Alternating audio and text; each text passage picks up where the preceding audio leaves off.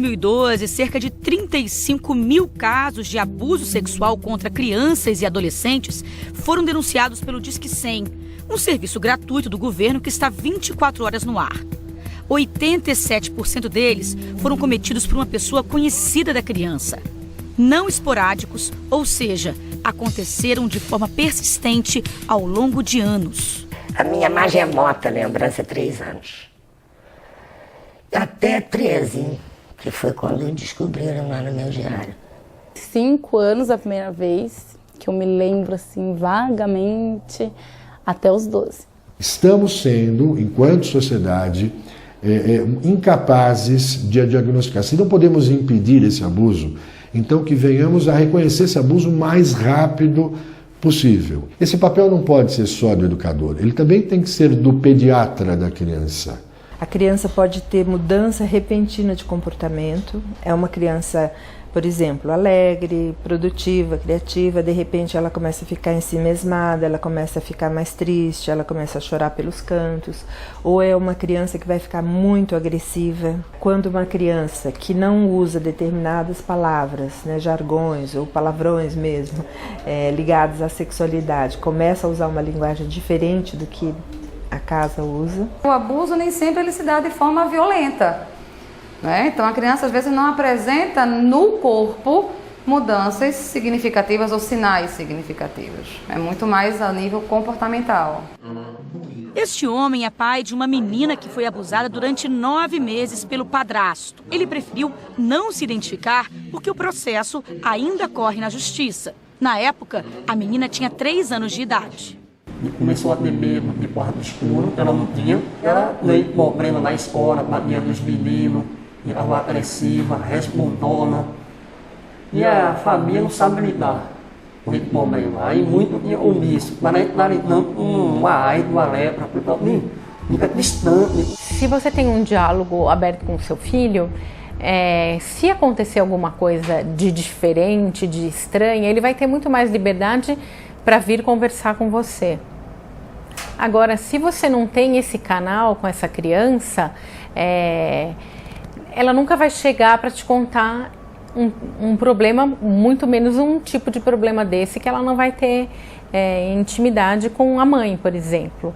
E eu acho que é muito importante passar para a criança a noção que o corpo dela é só dela, que ninguém tem o direito de tocar, de mexer, de fazer algo que ela não deseje, que ela não permita, nem mesmo o pai. A criança deve estar atenta a qualquer situação que o adulto pensa segredo. Se você trabalha isso com seu filho, você está dando ferramentas para ele, para que ele possa, na situação, identificar: opa, peraí, está me pedindo segredo por quê? Vai fazer alguma coisa.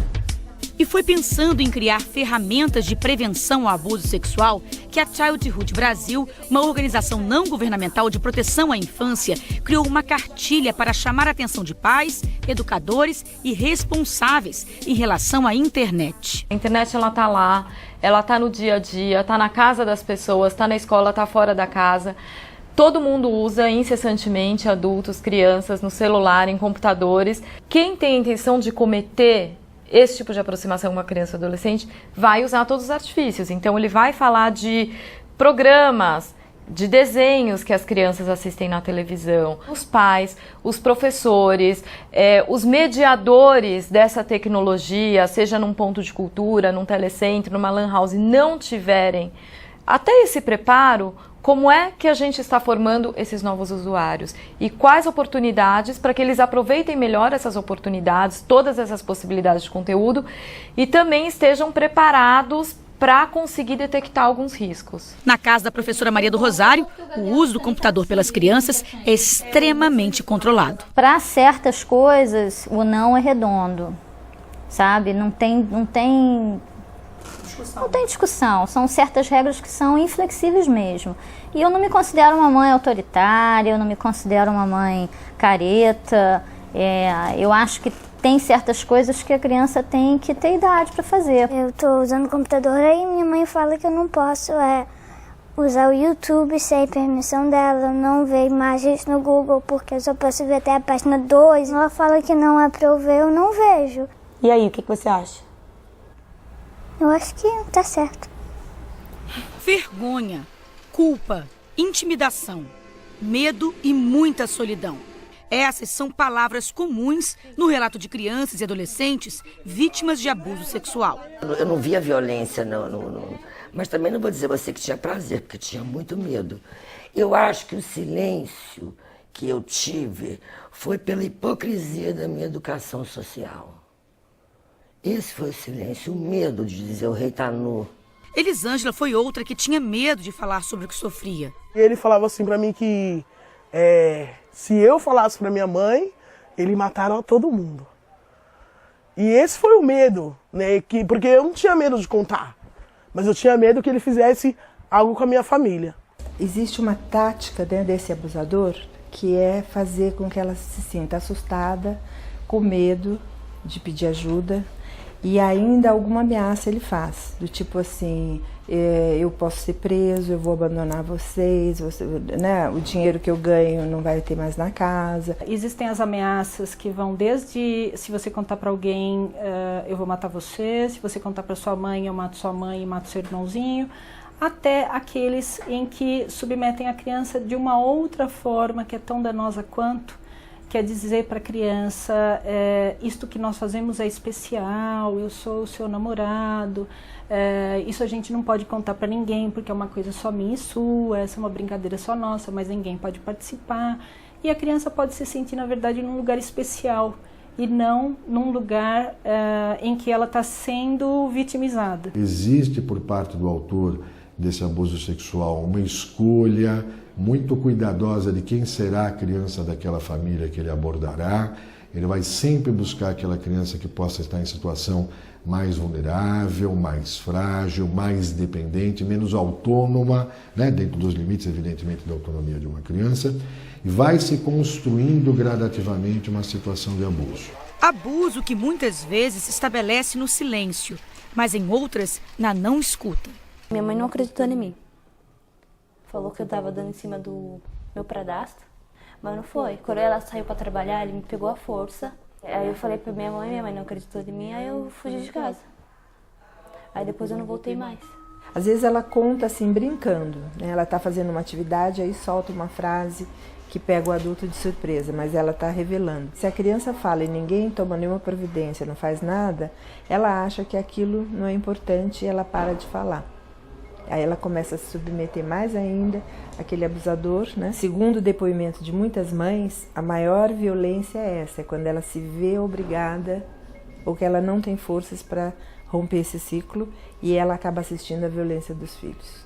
Ou ela acaba colaborando com essa violência. É muito comum, né, a gente, quando essas coisas são expostas, muitas vezes não são expostas, são ali, a criança não tem muito voz e tudo mais, a mãe silencia, sabe que existe, mas não quer perder o companheiro, não quer ser mal vista, né? Tem um pouco disso também. É difícil quebrar esse silêncio, sair desse ciclo?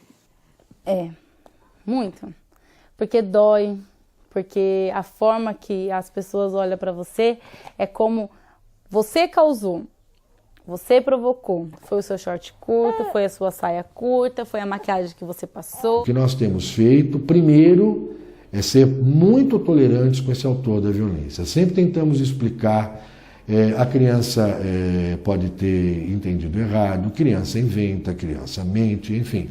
Sempre tentamos desqualificar a história da criança. No meu caso, foi uma coisa minada, foi uma coisa dentro da família, um tipo de comportamento onde todos fingiram estarem cegos para isso, deixando uma coisa acontecer. Então, o meu recado para as pessoas, para os adultos, é que prestem atenção, porque o mais próximo do abuso é o improvável.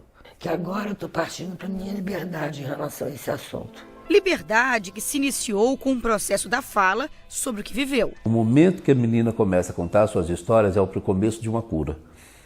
É como ela começa a curar suas feridas. Falar é uma revelação que é importante para socializar, para a pessoa buscar apoio. Não só para o denuncismo, entendeu?